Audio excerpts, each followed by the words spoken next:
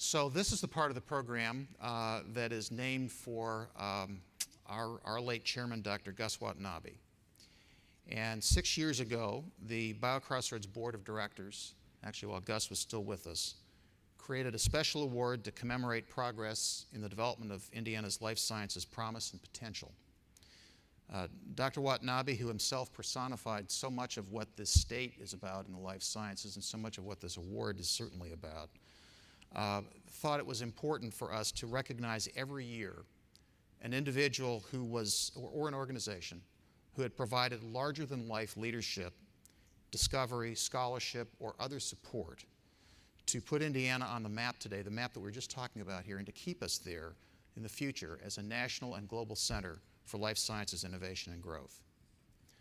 Unusual among, we just talked about the life sciences sector as an economic development sector for growth. And it's an unusual sector because it is so incredibly talent intensive. That's what the Institute's about.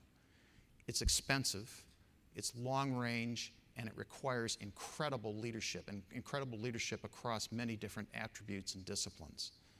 And so when you find people who have the whole package, who bring the academic, commercial, intellectual, and entrepreneurial resources, those are often the people who are really the drivers and the leaders of the next great phase of development and the people who have gotten us to where we are today. And that is really what this award seeks to capture. The Watanabe Award really works, therefore, to recognize the best and the brightest among a group that is already the best and the brightest in many respects of what this state has to offer.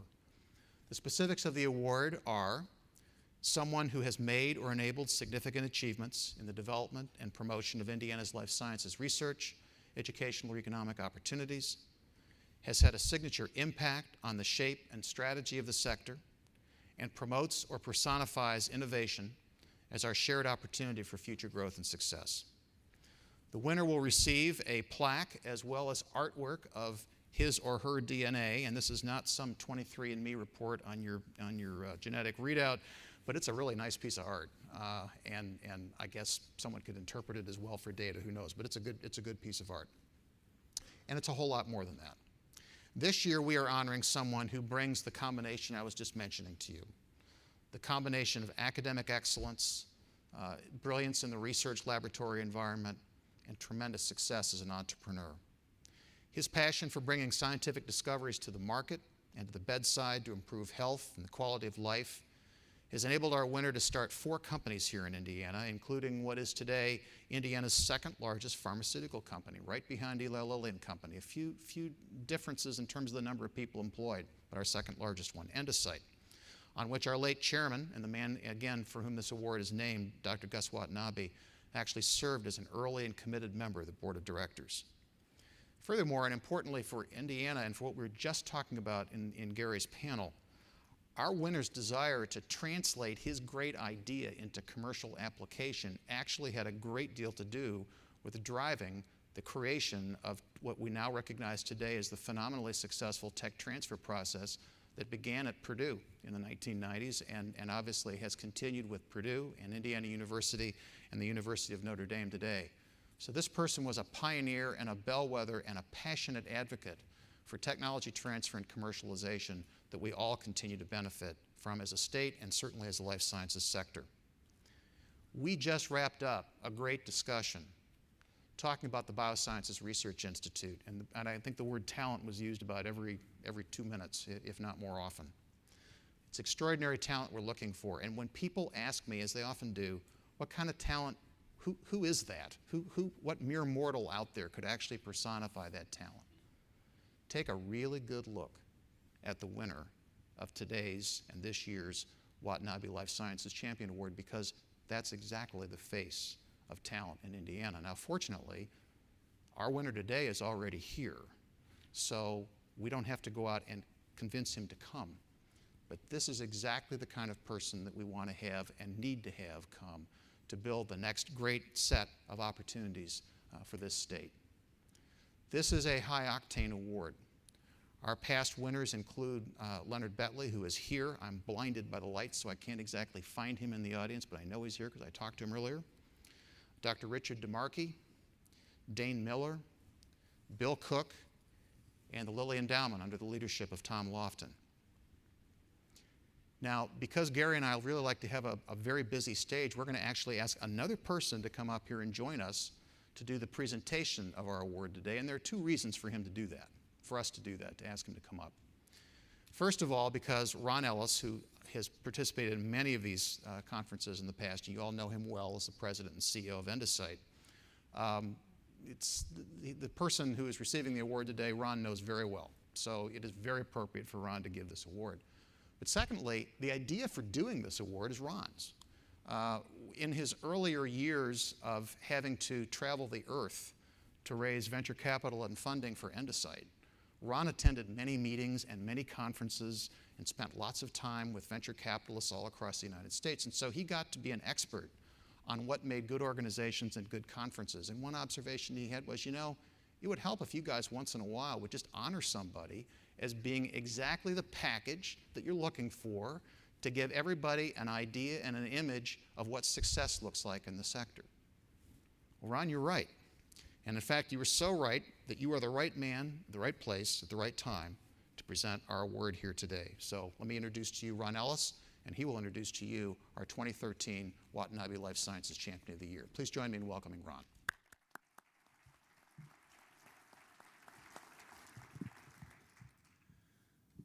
Thank you, and I'm thrilled to have this opportunity to give this award to not only a great colleague but a personal friend, Dr. Phil Lau. They asked me to tell a little bit about Phil personally, and then a couple of things I think it signify why he's so deserving of this award. On a personal note, when I first met Phil, we were traveling, as Dave said, around trying to raise money to get Endocyte off the ground. And one of our early trips, we were, I don't know what city we were in, it probably doesn't matter, but Phil said after dinner, around 8 or 9 o'clock, would you like to go for a walk? And I said, oh, that would be great.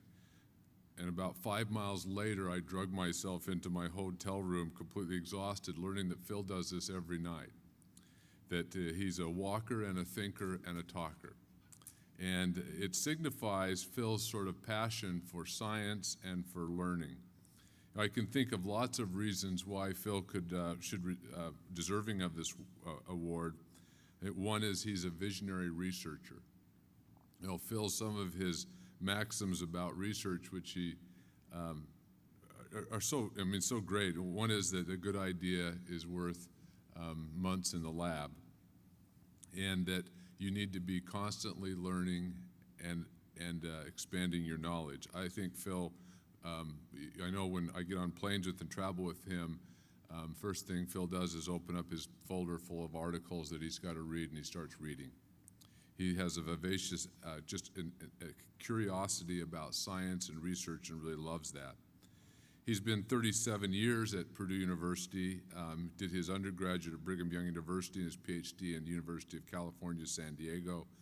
And then he joined Purdue in 1976 and serves as the Ralph C. Corley Distinguished Professor of Chemistry. Over that 37 years, he has put out more than 350 publications and countless numbers of patents. He's also made a significant contribution in his research. Phil says, I want my students, us to do research that really matters.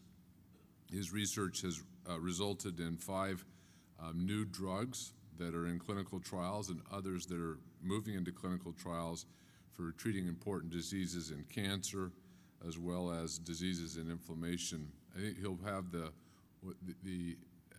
one of the hallmarks of his research is the first really personalized therapy with targeted imaging agents that was used in treating patients with ovarian cancer that showed significant improvement in their health. He's also really driven the idea of, which we'll see soon come forward in the clinic, the first personalized therapy for osteoarthritis.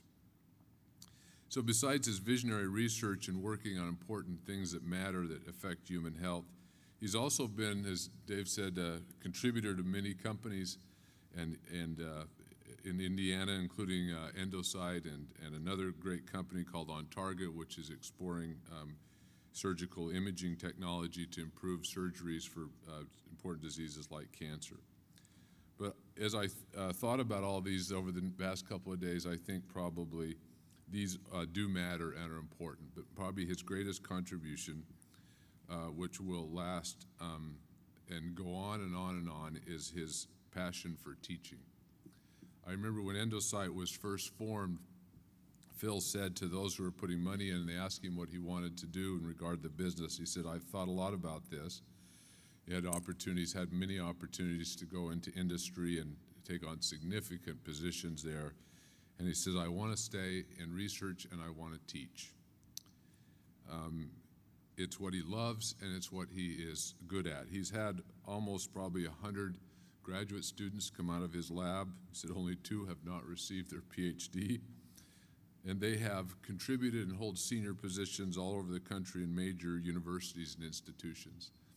I can think of probably nothing that would be more important in earning this award than that contribution he's given to learning and to students, and that same gift of being a visionary researcher that works on problems that really matter. So, Dr. Lau?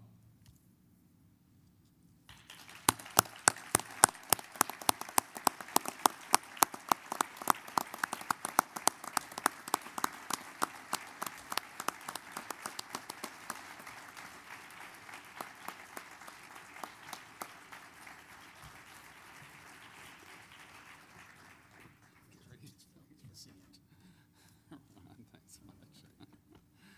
There's some DNA for you here. Oh, some DNA. Well, Fantastic. you actually will provide. Okay. Well, I've decided when I die, I want Dave and Ron to do my eulogy. That was better than what I expected under that occasion. But I do appreciate the kind words that were said. And, at times like this, one begins to review what has happened and what contributed to the wonderful experiences that we've had over the last few years. Ron and I have had many fantastic experiences together. Learned a lot, too. It's been a very educational experience.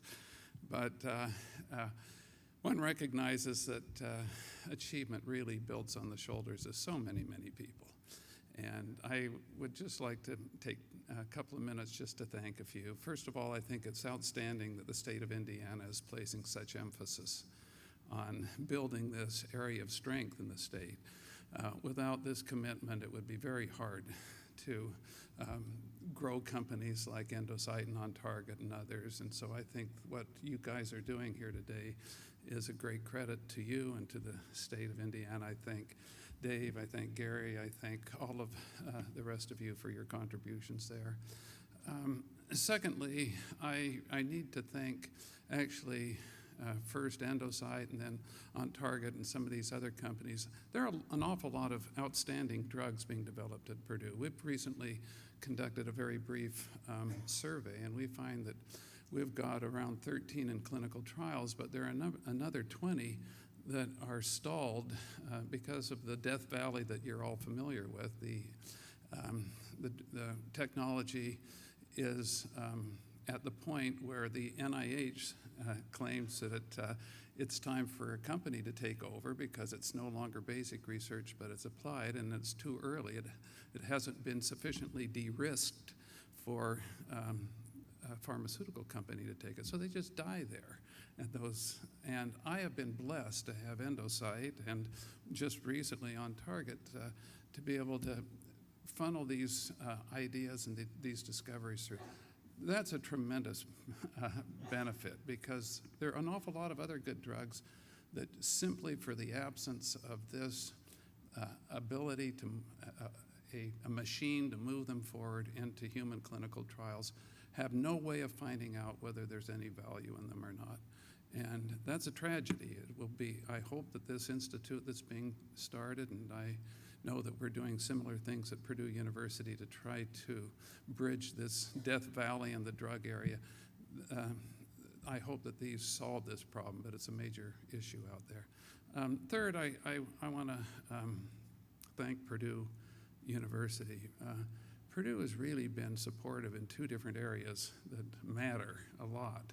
And one is they have been very in favor in promoting commercialization. There are a lot of universities, and I travel a lot to universities all the time, and there are many places where any mention of commercialization is very strongly discouraged, and a firewall has to be constructed between the inventor and the commercialization of the invention, so that he almost is dissociated. Well, who is better to drive an invention ahead than the person who's got fire in his belly, a great passion for the discovery? And, you know, that's robbed in many, many institutions. Purdue supports that. Second thing is Purdue's recently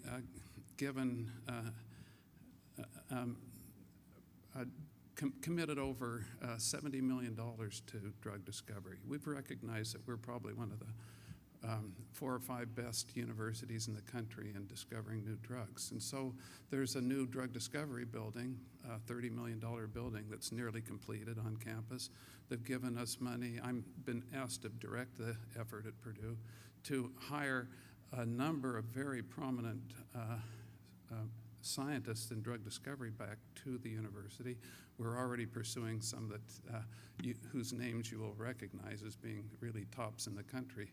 And they're very interested because of the strength at Purdue. So there's been a tremendous commitment there. We've been given money for instrumentation and so forth. Fourth, I'd like to thank my students and postdocs. I didn't do any of this work. I just sat in and cheered them on, and there was a great contribution there. And then finally, and I mean this sincerely, there's no way I could have done this without the support from my wife.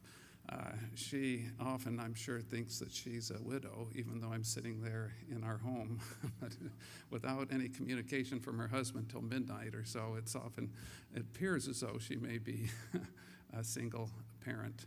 And she's been very supportive. She believes in the causes that we're pursuing and is totally in favor of my devoting a lot of my energy to it. So that's my summary of the things that I recognize as contributing to the success that we've seen. Thank you all for being here, and thank you for your support for the Indiana Life Sciences Institute.